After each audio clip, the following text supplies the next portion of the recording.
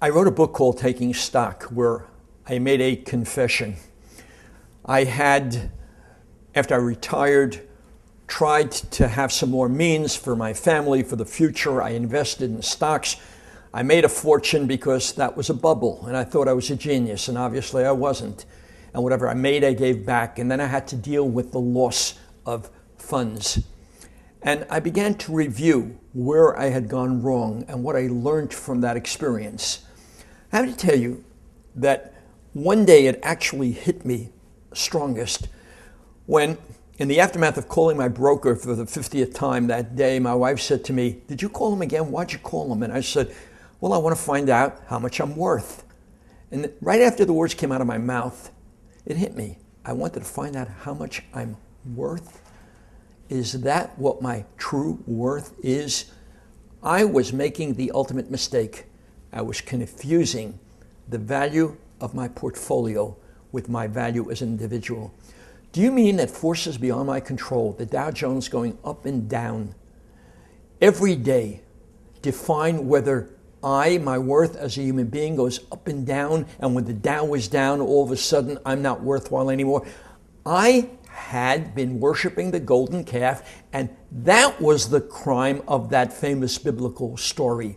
Worshiping the golden calf is not just a crime because you seek after money or you think money is important. It's because you make the error of confusing your identity with money.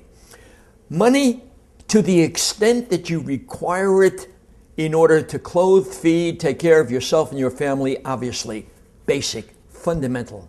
But I'm talking about accumulating more and more. How important is it in terms of who you are?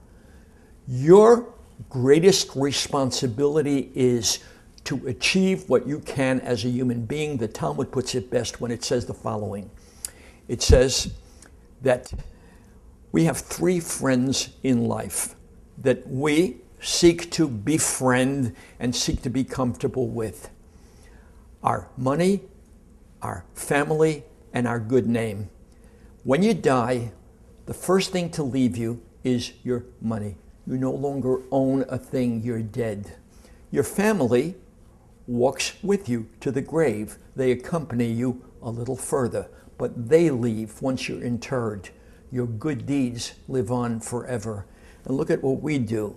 We put most of our emphasis on accumulating more money, which is going to go first, and we do not think of our family to that extent, and more significantly, we do not pursue the ideals that will remain evermore as a lasting inheritance to the world.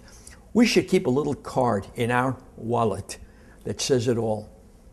What on earth are you doing, for heaven's sake? And we should keep asking ourselves, what on earth, on this earth, on which you were placed by God, the greatest gift of all, the gift of life, what are you doing so that you're not a parasite, so that you don't just take, but that you give and then leave over in the aftermath of your existence here? What on earth are you doing, for heaven's sake?